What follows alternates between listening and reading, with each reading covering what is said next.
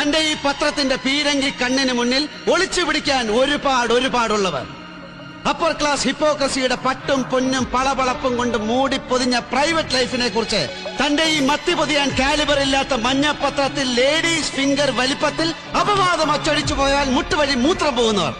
അവരുടെ ഗണത്തിൽ പെടില്ല Zakir Hussain. I don't care a fact.